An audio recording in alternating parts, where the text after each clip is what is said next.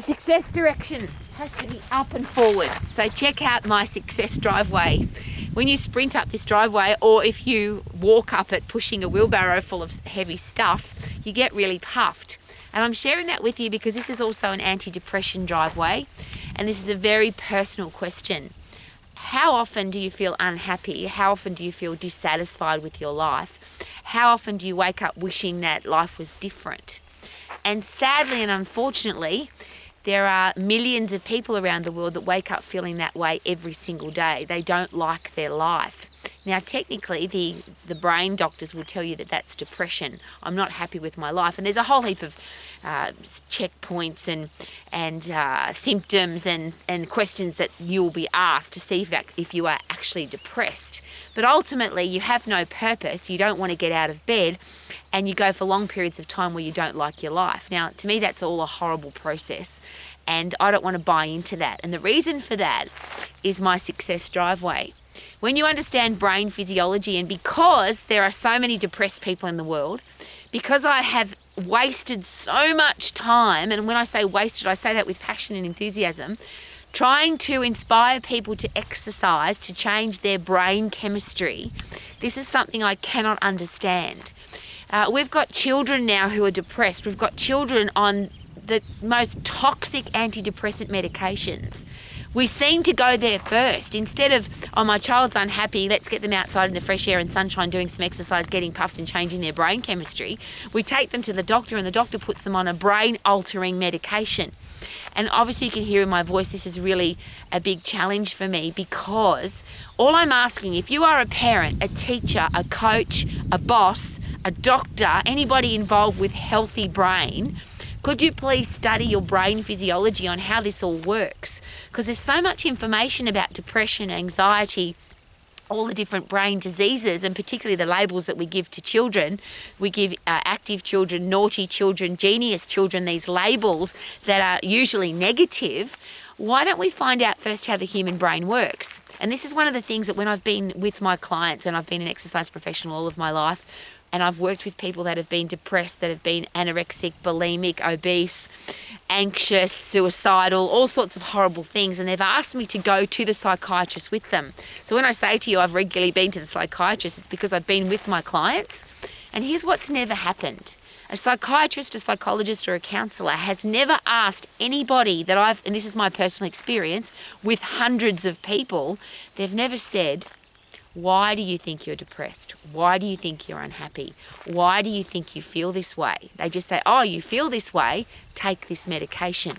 So you get diagnosed by your symptoms rather than finding out what caused those symptoms and then trying to prevent it from happening ever again. And I'm very passionate about this because I don't care what adults do. I can't care anymore because I've only got 24 hours in my day, and I can't care that every adult on the planet seems to want to create it. I know that's a very general statement, but so many people seem to want to create challenges and then take a medication for them. But I don't want our kids to live like that. And if you read and I beg you to do this, if you're given or put on any kind of brain-altering medication, please read the side effects to that medication. It's a horrible process. It's a big, long list, pages for some medications, of the horrible side effects. But one of the most revolting and misunderstood and why doesn't this get explained side effect of antidepressant medication is suicidal tendencies. And surely there isn't too much of a disconnect that we've got the highest rates of suicide we've ever had in the world, and we've got the highest rates of antidepressant medication being prescribed. And I'm not saying that it doesn't work, and I'm not saying don't use it, and I'm not saying don't go to the psychiatrist. All I'm asking is this: do we really want our kids to be on medication as children, mind-altering, horrible side effect medication that causes them to feel suicidal? I just hope the answer to that is no. So if you understand brain chemistry and brain physiology, and that's what I study every day, and I'm not pretending to understand it, but this makes sense, doesn't it? If your body's really fit and really strong, if you have a brain that is forced to get better because you constantly put it under challenge, and in simple terminology, and you learnt this in year 9 or 10 at school, is that's called the fight and flight system. The human body is designed chemically, physiologically, hormonally to stay alive. That's why that's what we're here, to stay alive, so we feel good, so we want to reproduce. Otherwise, there would be no human race. So if you're dead, you can't reproduce. If you feel bad about yourself, if you're tired, if you're anxious, if you're depressed, nobody wants to have sex when they feel like that. So the hormonal system is designed to keep you alive, fight and flight, so that you feel fantastic, emotionally happy, satisfied, love your life, so that you want to reproduce. So how do you put your brain into that situation? It's got nothing to do with chemicals, it's to do with brain chemistry. Surely we understand that. If I fight and flight, so if I have to fight the animal and I kill it and I can then have food to eat, or I've overcome that threat, or if I run away from that threat really fast, because we don't jog away from a wild animal and we don't walk away and we don't do slow, intense activity when a wild animal's chasing us, we sprint. So if I fight or I flight, my brain chemistry changes because I've overcome a threat. So my body gives me everything I need to overcome that threat. So I have adrenaline, epinephrine, endorphins, which are pain-killing happy drugs, everything I need. My blood pressure goes up, my heart rate goes up, my blood supply to every extremity goes up so that I can fight the threat or run away from it. And when I have overcome the threat, my brain chemistry changes again. Number one, I feel rewarded because I'm still alive, which is dopamine. I feel satisfied with my life because I am alive, which is serotonin. I feel satisfied with my life because I've got other people in my life, which is oxytocin, which is the love chemical, and your body produces more of that. And ultimately, the big chemical production here is brain-derived neurotropic factor, B, D, and F, which is fertilizer for your brain. And the purpose for that fertilizer is that next time, if the threat's bigger, if the animal is more ferocious, if the tribe has got more spears, if whatever threat's going on in my life, and we don't have those threats anymore, but we do chemically. We have a boss that treats us badly. We have social media that picks on us and bullies us. We have stressful financial situations, stressful relationships, any kind of stress. Your body doesn't know whether that's coming from a wild animal or from your boss. When you're under stress, you have to disperse the stress because otherwise you're diseased. You are not at ease. And that's why we've got, of course, so many sick people and so many brains that don't work effectively.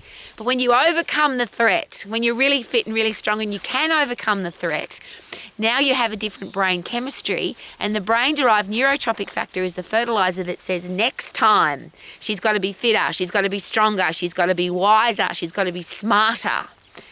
The muscles send a message to the brain to say we've got to be fitter, we've got to be stronger, we've got to have better blood supply, better oxygen supply, better nutrient supply, because next time if the threat's bigger, we have to be better. So that's the hormonal system, and the really special word there is called a myokine. And if you haven't heard that word before, please don't just take my word for it. Talk to an endocrinologist, talk to an exercise physiologist who understands how the human body works, not just regurgitates what they learnt at university. And that myokine system says get puffed, lift heavy, so that next time you can get more puffed, work harder, run faster, you can lift heavier, overcome a bigger threat. So that's why my driveway is such a success event. It's a success experience. It's an anti-depression machine. And I don't like to say depression. I just like to say I want to be happy. I don't want to be depressed. I want to be happy. I want to be satisfied with my life. And the only way to do that, it's not about chemistry. I'll say that again, from a chemical product. It's about changing your brain chemistry so that you can think more clearly, you can get puffed harder, you can lift heavier, and that only comes, again, I'll share it every time. It doesn't fall out of the sky in a pretty pink box. You've got to get puffed and you've got to lift heavy. So there's my begging position. Before we take somebody to a doctor or a psychiatrist or a psychologist because they're unhappy, have they been outside and got fresh air and sunshine? Have they got puffed? Have they lifted something heavy? Because when you lift heavy, you've overcome a threat. If I sprint up my driveway, I've overcome a threat. So when I get to the top of my driveway, when I've lifted something heavy, my brain chemistry has changed. I feel satisfied with my life. I feel happy, rewarded, dopamine. I feel like I can overcome a bigger threat next time, brain-derived neurotropic factor, and I can go and live my life as a happy person without chemicals because I've changed my brain chemistry. So I will keep banging on about this every day. I'm not a psychologist or a psychiatrist. I'm an exercise professional who my whole life has worked with people who are miserable, grumpy, unhappy, and I don't want people to live like that. But you're a human being and an adult and you can live however you want to, but I don't want our kids to think that if they feel unhappy, the first solution or the first way to deal with their unhappy feeling is to take a drug that's going to cause suicidal tendencies and make them feel like crap. I want people to be healthy, fit, strong, lean, energetic and love their life. So get yourself a steep driveway and live your life. Do the max. Woohoo! Live your life to the max. Woohoo!